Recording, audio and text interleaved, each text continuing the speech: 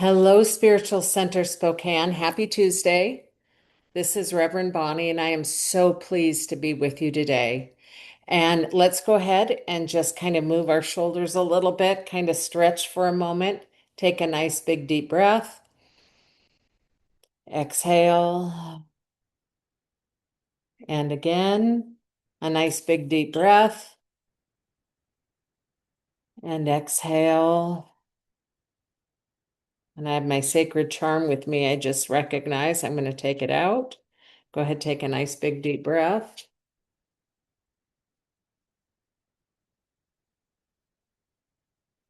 Mm.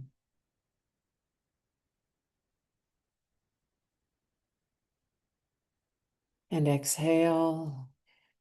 And right where I am, the presence of God is. And right where you are, the presence of God is. There is no place where God is not. God is everywhere present. Good is everywhere present. Divine love is everywhere present. Joy is everywhere present.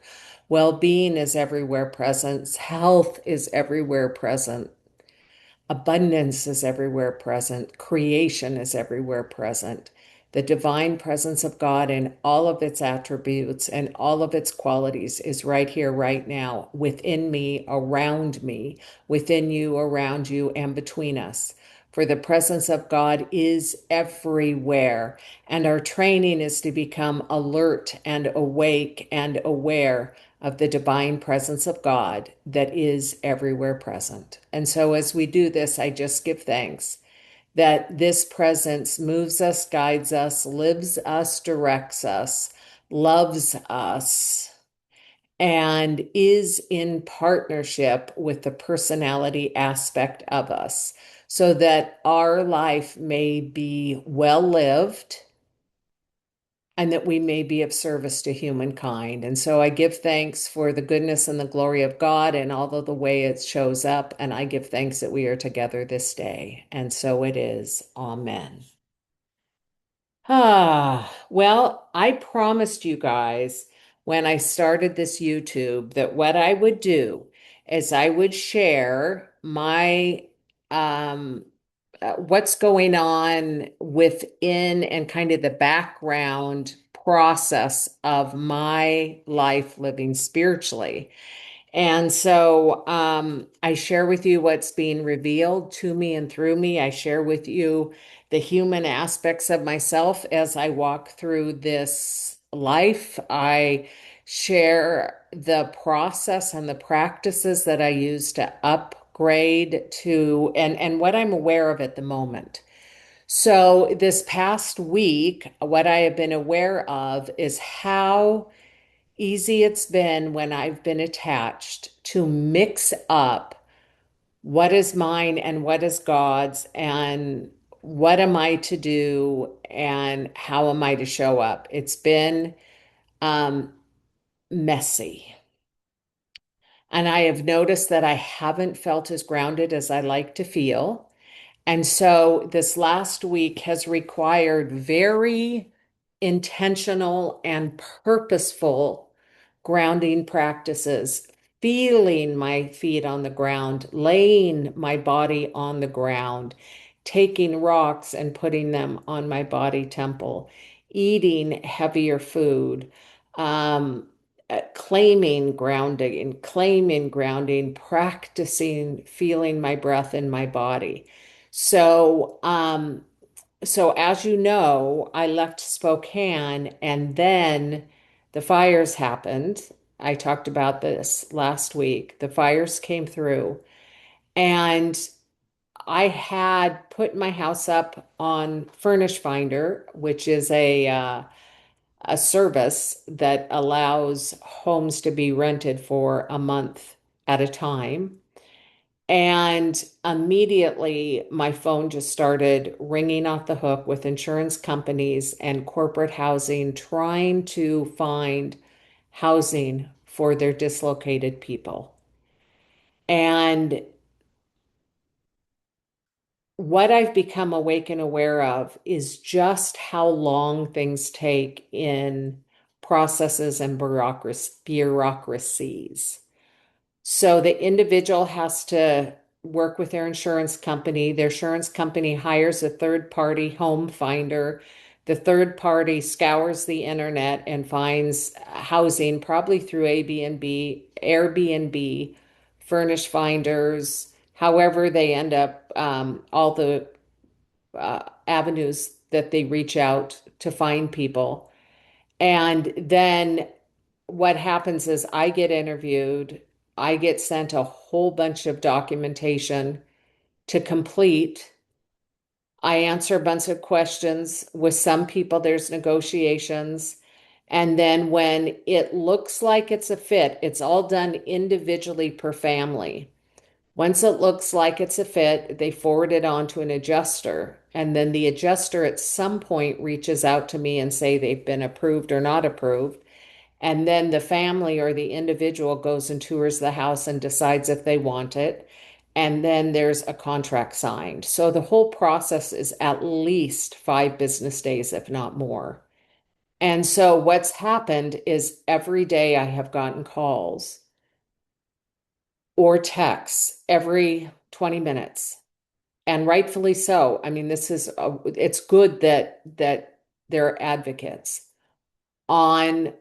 And on my end, I am so wanting an individual or a family who's lost their home in a fire to live in my house and to be well taken care of for as long as they need it. My home is beautiful and it is prayed up. It is prayed up and has been prayed up for 4 years. And I love the idea of someone being surrounded and nestled in love. And my neighborhood has the coolest people in Spokane in it. And they are kind and they are generous and they are thoughtful and they work together as a neighborhood community. And so I know whoever or whomever is placed there is going to have incredible love and support through their process. So I'm holding all of that to be true. In the meantime, the phone contacts every 10 to 15 to 20 minutes are really hard on my nervous system because I know each and every one of those is somebody who is in need right now. And I set my desire to have someone who needs at least a year in my home that they've lost their house and that doesn't have a pet. Well, maybe 80% of the people have pets. And so the insurance companies that get a hold of me then have started negotiating higher rates for pets. And there's been a lot of pressure to take people. And yet, I still have no idea who's going to get my house because they have to go through all those processes, land, and then sign a contract. So for the past week, I've worked more than full time in responding to all of these agencies and all of the emotional aspect of it for me. And then I've become really confused because I've started getting attached. So some of the people themselves have reached out to me directly because they want me to choose them. And they love my house. They've seen the pictures. They want it. And it's just so heartbreaking because I don't have a way to choose them. That that I could say, yes, I'm going to hold up the whole process for you. And then they could be denied somewhere along the line. And then all the other people who could have come in didn't. So, what I'm trusting is what I'm saying. There's a correlation in your life for you with the same story, even though it might not be the fire, that there is something that you can get attached to and get confused around what is your role and what is your job. And so this week, I have had to every single day throughout the day remind myself that it is God's business who is put in my home. The universe is going to decide the right person, the right family, who is going to go into my home. And my job is to show up and do all of the processing on my end. And so I do all of the form filling out. I do all of the answering of the texts and the phone calls. I do my part of the deal, and then I let God, I let the universe select right action, right people, right timing. I have no control over the time. I have no control over the who. I am a part of a process, and it is strange and weird. And so the other part that's strange and weird is that I don't do background checks on anyone who's going to be living in my home because that's done by the insurance or the corporate company. And I have to just trust that they've been vetted and that should anything happen to the home, that there is an organization and an agency behind them that will support the reparations if there are any. So, what I've noticed is that my job has been to ground, my job has been to trust, my job has been to remember my job, which is God does the picking, I do the legwork. God does the picking, I do the legwork. God does the picking, I do the legwork. The universe decides who gets in the house. I do the work of all of the support documentation in order to make it possible for the right person to get into the house. And so there is a let go process that has been very interesting. So I'm noticing with the trauma, because I'm empathic, with the trauma that these individuals have gone through and the desperation that they're in, and all of the feelings that come with that, every 20 minutes hits my nervous system. And so I get to ground again, and then it hits my nervous system and I ground again. So it really is a process of living in the now moment and of trusting, trusting, trusting, trusting. So I have shared this book with you guys before. I've been reading Your Wish is Your Command by Kevin Trudeau. And it's written as a hypnotherapist would write a book, where it is written in a demand language uh, format. Let me see if I can read some of the language for you because you'll get what I'm saying. It's let's see. Uh your dream board is for you to look at, no one else, all caps. So put it where no one else will see it, but where you can see it often. You could put your dream board in your dream book. So it is telling you what to do. It's a telling kind of a language. It's you will do this, you will do that. Ideally, you have yourself in pictures. When you go to the car dealer, have someone take a picture with you sitting in the dream car. Put that picture on your dream board. When you visit your dream house, have someone take a picture of you in front of your dream house. Put the picture on your dream board. So it's just really directive, directive, directive, directive. But what he reminds me in this book is he says, your job every single day is to feel good. He said, your job every single day is to feel good. And when I am aligned with the divine presence, I can't help myself but feel good because I know that I am being taken care of and all is well. And that is where the practice really comes in, when I'm out of alignment and attached, like I was saying happened this week. This week, I have had to practice and practice regularly all day long with the self talk, with the trusting, with the grounding practices, and just taking myself, turning my phone off for an hour because all the messages will be there when I come back, and going to a pool and floating so that I can just feel good and feel held in the water. And then I kick some to get some exercise. I let that sunshine ray all down upon me, which I love. And then I come back and continue. So it's self-care. It is regulation of nervous system. And it is, as Kevin Trudeau says, feeling good.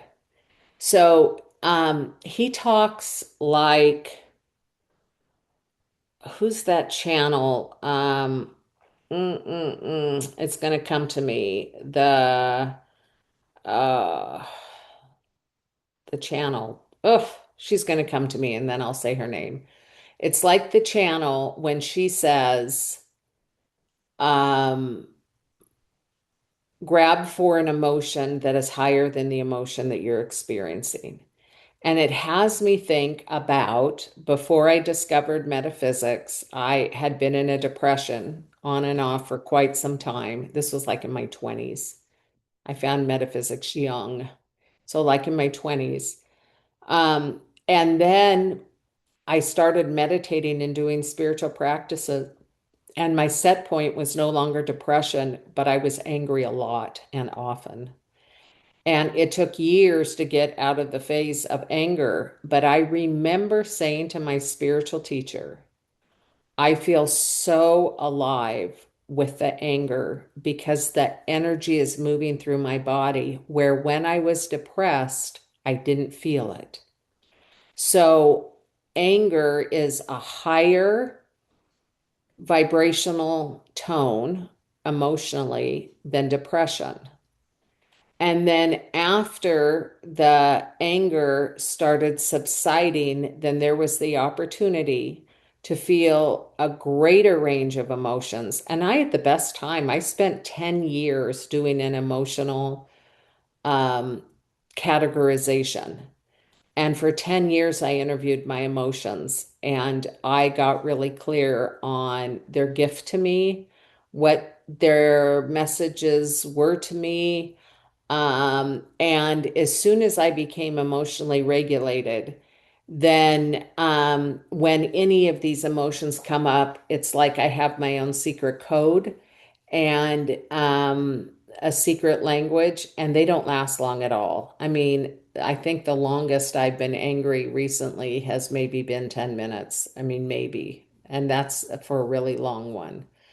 Um, but it's just an energy that moves through my body that gives me information about what I'm thinking and my perception, which I can then change or not change. And I just love, as I've been talking about this whole year, I just love my emotion. I love that the anger is there because it needs to be there to show me something. So, so there's an evolution that happens, and you're wanting to grab higher. You're wanting to move up the scale, and then, oh, I don't know why I'm not remembering names today. There's the guy who did the Power versus Force, David Hawkins, he had a grid of consciousness that also shows you basically it's the most, it leads up to the emotions and then it's God qualities is the way I would describe it. But there's a cutoff where you're not living off of your instinctual self, but instead you're living consciously. And that goes up as well. So the idea is you're always wanting to open to the higher and feel better than you are in that moment. So it's an invitation to feel better moment to moment. So this last week, as the phone has been ringing off the hook and I've been feeling everything and having tons of compassion for those who are going through the reclamation of their homes and all of this stuff that they're having to walk through and my role in that for this week. My opportunity then has been to feel good. So I've taken myself to the pool to float because I feel better and then I come back and I be of service. So it's been a really interesting practice for me to become really clear in this one situation. What is my business? What is somebody else's job? And what is God's business? To be really clear and stay in my lane. And then when I feel impacted a lot in my nervous system, to then go into a pool and float and be supported. And it's Kevin Trudeau's work that reminded me feel good, feel better, feel good, feel better, feel good, feel better. And I love being reminded of that because It is easy to have a good life when we feel good. And it isn't easy to feel life or to feel to have a good life when we don't feel good because everything is um, our glasses are tarnished by that. So let's see, I was going to see, I think page 208 is where. Okay, great. I'm just going to read you a little bit of this because this is lovely. The key is you want to feel as good as you can. Do you wake up in the morning with a smile on your face, feeling excited you are about the day? How ex the, do you wake up in the morning with a smile on your face and feeling how excited you are about the day? Do you jump out of bed and start whistling for no reason or singing in the shower, feeling how lucky you are, how happy you are, how blessed you are, how wonderful life is, and how excited you are to experience all these incredible things today in your life? And when I read that, it's like what I know for sure is that as spirit and body, we came to this planet to experience God in form. And so we are going to have a variety of experiences, and some we like and some we don't. And that's not the point. The point is to enjoy the experiences that we're having. And I used to always say, any what I consider to be adverse experience I'm having is either going to help me with expanding my consciousness so I can then be of service in my position, in my work, or it's going to give me insights on the human condition, or both, but then I can become a better writer and write about it. So no matter what, I win in an adverse situation. And so that then melts the energy around the adversity. So this says feeling as good as you can should be your number one goal. Do you go throughout the day with your eyes open, observing things, taking things in, looking at the tree outside, and feeling excited and awed like you did when you were a child filled with wonder? Can you feel excitement, joy, and happiness no matter what the external conditions are? Yeah. Feel good now, feel as good as you can, and continue to feel better. Feel good now, feel as good as you can, and continue to feel better. So let's meditate. Let's feel. So closing our eyes, feeling our feet on the ground, the energy of Mother Earth, that beautiful, beautiful energy of Mother Earth. Resting our feet upon her. Just feel your breath moving in and out and up and down. And I'd like you to feel your feet on the ground, but place your attention upon your breath.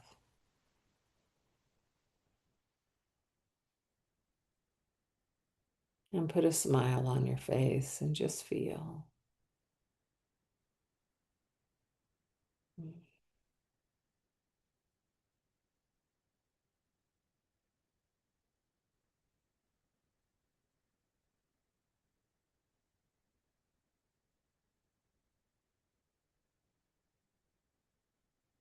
And allow your body to rest into your chair, that you can feel the support of the chair. And I always remind myself as I feel the chair support that it is as though I'm feeling the support of God. It is a physical reminder of the support of God.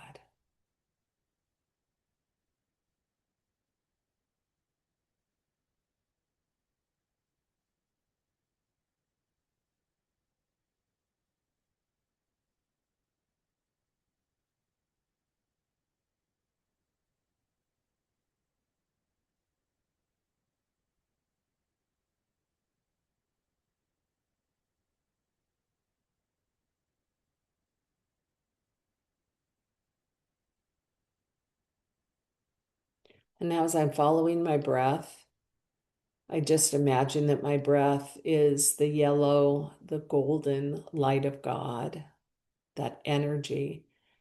And that as I'm breathing, it is moving through every single pathway in my body temple.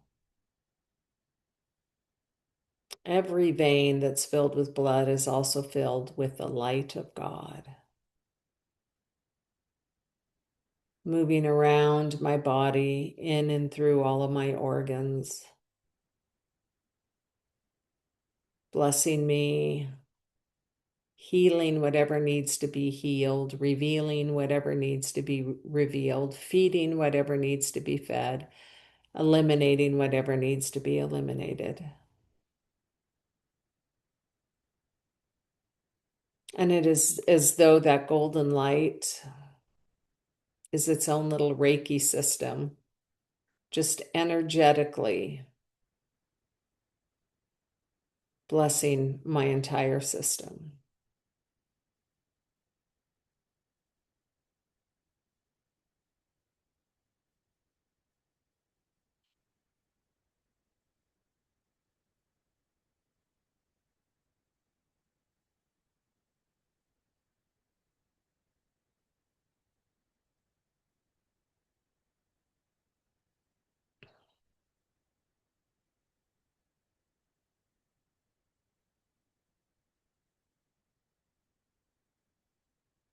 And I imagine that light energy from each and every cell pooling in all of my chakra areas down at my feet, where I'm touching Mother Earth,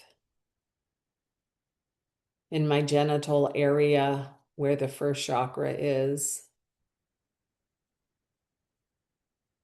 the second chakra under my belly button, just pooling that light of love, the chakra that represents emotions and money all tied up in one.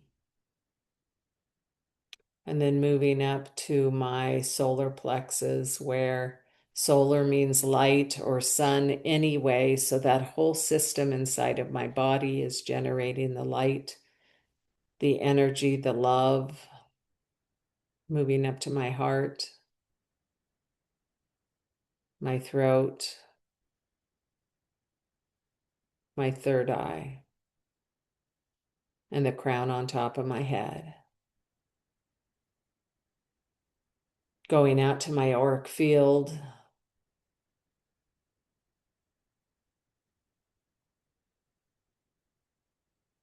allowing it to touch my skin and come inward and touch my skin and move outward like an inhale and an exhale.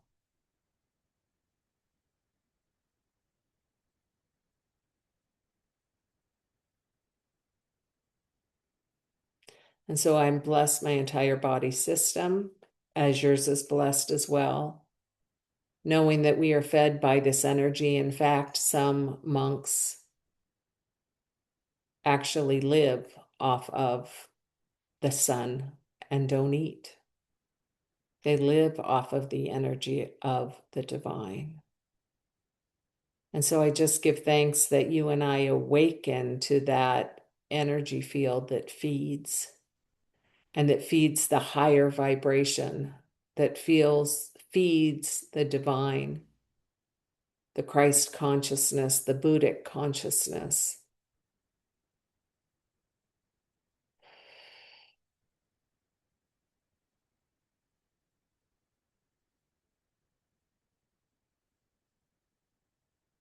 And I feel like there's a power in the witness, that you and I are witnessing our body temples as the holy temples that they are.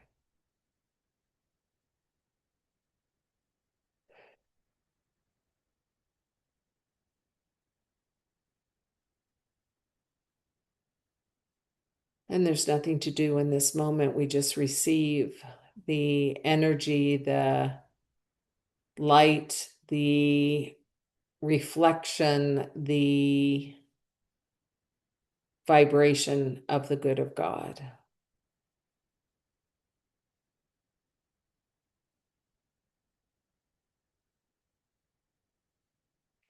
And so, right here and right now, I just give thanks that you and I are sitting in the light of God, in the seat of God, in the love of God, in the joy of God.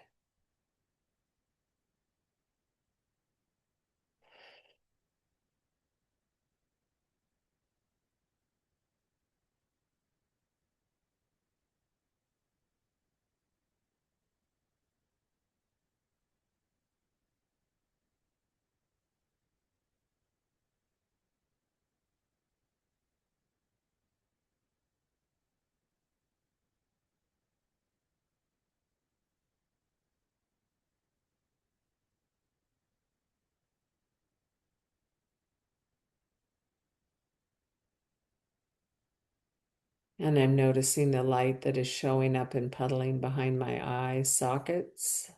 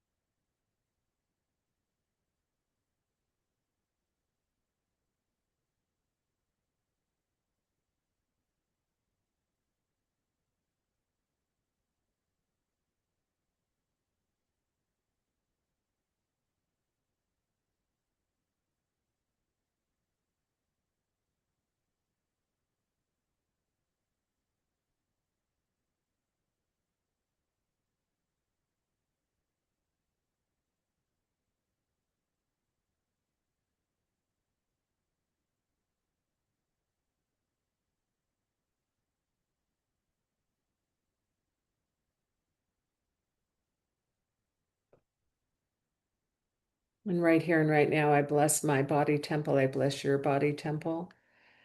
Let's just feel the energy that we're feeling inside and know that we can go back here anytime we want or desire today, anytime that we want or desire in the future. That this refreshing reboot is always available to you, is always available to me. That the goodness and the glory of the love of God is always feeding us, is always nurturing us, is always nourishing us. And we can add into the field any saint or like Mother Mary's wanting to come in for me right now, but we can just add to the field any energy pocket, and we desire to bring forth a high vibrating field. So as Mother Mary sits with me, and maybe you bring in Jesus or bring in Moses or bring in a disciple or a saint or nothing or an energy field, I just do so awake and aware that just like a tincture is added to water and it changes the energy of the water and changes, therefore, the energy within a body system. I know that I have added, or that has been added unto me, the energy of Mother Mary, that sweet, sweet, protective, loving, caring energy into my field. And I know that I can ask for this anytime I choose, as can you.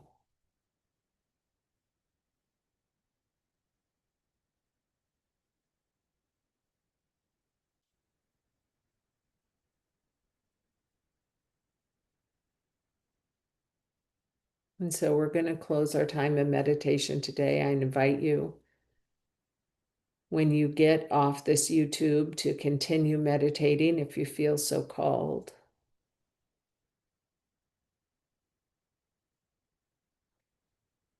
and to be complete if you choose to be complete.